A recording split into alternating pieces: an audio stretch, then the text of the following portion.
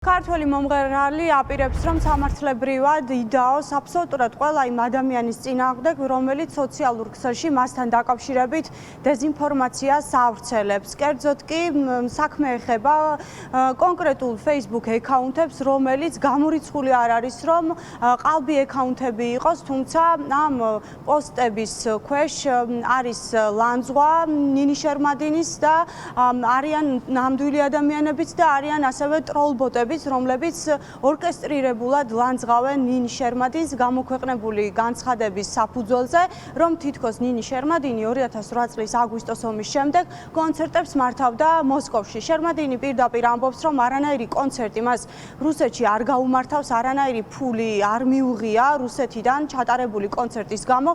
ის საქართველოს სახელით 2005 წელს აგვისტოს ომამდე იმყოფებოდა იურმალაზე, როდესაც ტელეკომპანია იმედმა და საქართველოს სახელით ის ამ კონკურსზე გაუშვა და ახლა კონკრეტული ადამიანები და პროპაგანდა ცდილობს მის გაშავებას და იმის დაკავშირებას, რომ ის ოდესღაც მოსკოვში იმყოფებოდა. ამიტომაც ნინი შერმადინი აპირებს, რომ სარჩელი შეიტანოს ყველა იმ ადამიანის წინააღმდეგ, რომელიც სოციალურ ქსელში მის სახელს და გვარს უარყოფით და დეზინფორმაციულ კონტექსტში ავრცელებს.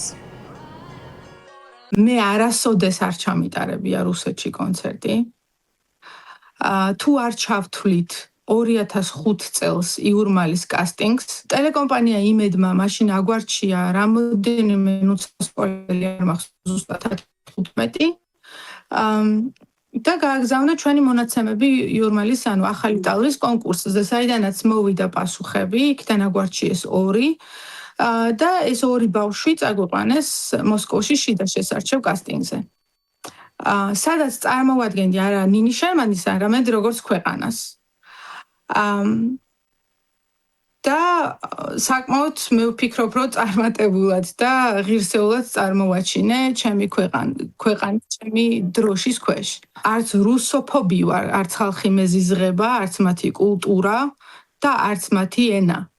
მე მძულს მათი პოლიტიკა, რომელსაც ატარებენ ჩვენს წინააღმდეგ და მათი შიზოფრენიკი პრეზიდენტი, რომელიც არის ტერორისტი და მკვლელი. ეს არ არის მარტო ჩემი განწყობა, ეს არის მსოფლიო განწყობა. იმას ვერავინ ვერ ამიკრძალავს, რომ მე ვთქვა, რომ რუსეთი ოკუპანტია. მე ჩემს სიმართლეს აუცილებლად დავამტკიცებ და მივიყვან იქამდე, სადამდეც იქნება საჭირო. აუცილებლად, რომ დამჭირ საჩივარსაც დავწერ და საჩელსაც შევიტან კი და აუცილებლად მიმართავ ყველა დაწესებულებას, ყველა სამართლებრივ ზომას მივიღებ იმისთვის, რომ იქნას გამოძიებული ვინ დგას ამ ფეიქ აკაუნტების უკან.